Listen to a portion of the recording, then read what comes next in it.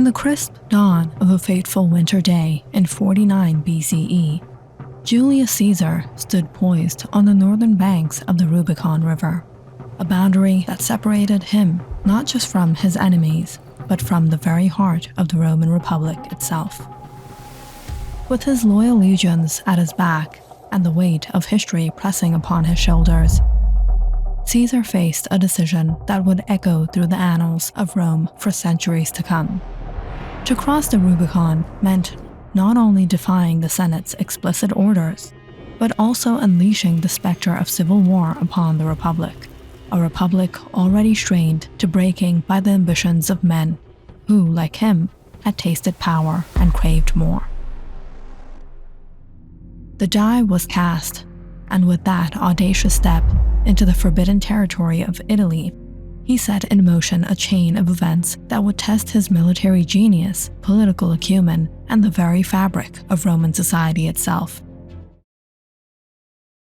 After Julius Caesar's daring crossing of the Rubicon, the ripples of his audacious move spread swiftly through the marble halls of Rome and beyond.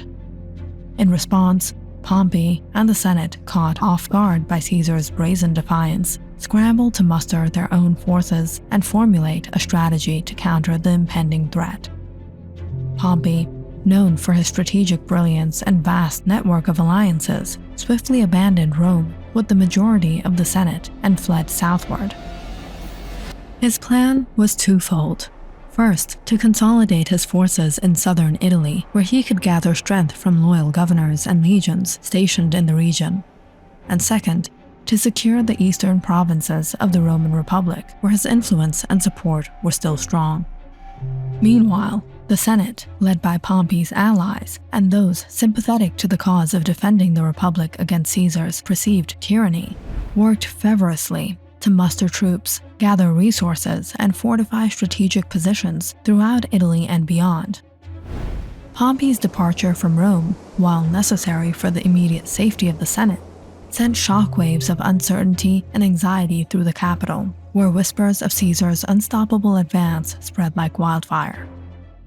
In southern Italy, Pompey's generals hurriedly organized defenses, bolstered by veteran legions and seasoned commanders who had served alongside Pompey in many campaigns. The bustling ports of Brundisium and other coastal cities became staging grounds for military preparations, while envoys were dispatched to secure alliances with foreign powers, hoping to tap into their resource and manpower. As Pompey's strategy unfolded, tensions mounted within his camp.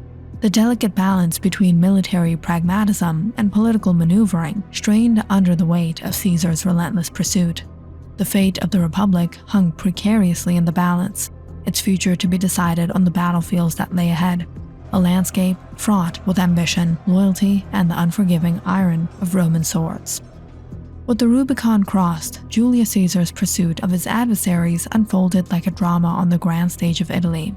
Caesar wasted no time in seizing strategic cities and fortifications along his path. Town after town either capitulated or fell swiftly to his advancing forces. Their gates, opened not just by the threat of military might, but also by the allure of Caesar's reputation for clemency towards those who surrendered peacefully. In each conquered city, Caesar's presence was both a reassurance and a harbinger of change. Citizens, torn between loyalty to the Senate and their fate of Caesar's advancing legions, weighed their options carefully. Some embraced Caesar's cause, seeing in him a champion of the people and a restorer of order in turbulent times. Others remained cautiously loyal to Pompey and the Senate, hoping against hope for a resolution that would spare their homes and loved ones from the ravages of war. As Caesar's pursuit continued, he encountered pockets of resistance and defiance from those who remained steadfastly loyal to Pompey and the ideals of the Republic. Skirmishes erupted sporadically along the journey, testing the mettle of both Caesar's troops and the resolve of those who dared to stand against him. Yet amidst the chaos of war, Caesar's charisma and strategic brilliance shone through.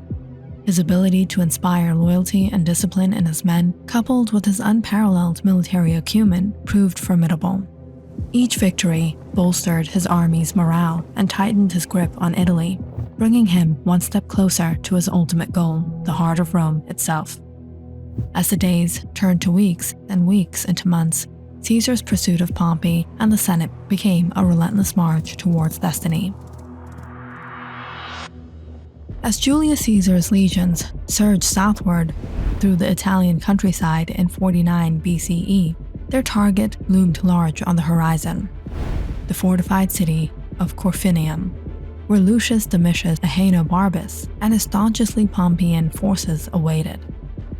Corfinium, nestled strategically amidst rolling hills and protected by sturdy walls, posed a formidable obstacle in Caesar's relentless pursuit of his adversaries.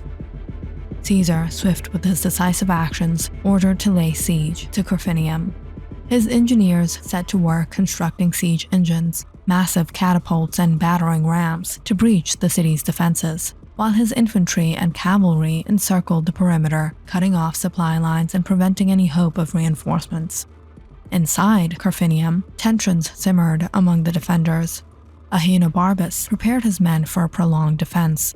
However, dissent brewed within the city walls as some of his officers and soldiers, wearied by the hardships of siege and swayed by rumors of Caesar's leniency towards surrendering foes, began to question the wisdom of continued resistance. Days stretched into weeks as the siege wore on, each sunrise heralding renewed skirmishes at the barricades and the relentless barrage of Caesar's siege engines pounding against Corfinium's formidable defenses. The city endured valleys of stones and arrows, yet its walls held firm against Caesar's assaults. Amidst the grim determination of the defenders, a daring plan took root among those growing weary of the siege's toll. Whispers of negotiation and surrender circulated clandestinely, spurred on by promises of amnesty and clemency from Caesar himself, should they lay down their arms and submit to his authority. In a bold midnight gambit, a faction within Corfinium's walls seized control and threw open the city gates to Caesar's waiting legions. Caught off guard and outnumbered, the defenders found themselves unable to resist the overwhelming force at their doorstep. Banners lowered in submission, their fate now intertwined with Caesar's irresistible march towards Rome. The surrender marked a pivotal moment in the Roman Civil War, clearing Caesar's path towards Rome, but foreshadowing the fierce battles yet to come. As news of the city's capitulation spread through Italy, it sent shockwaves through Pompey's ranks and reinforced Caesar's reputation as a leader capable of both fierce conquest and magnanimous mercy. But beyond the city's ruins lay Ilerda, where Caesar would clash once more that would define the future of Rome, a crucible of tactics and valor that promised to shape history's course. If you liked watching this video, consider sieging the like button and share it with your friends and family.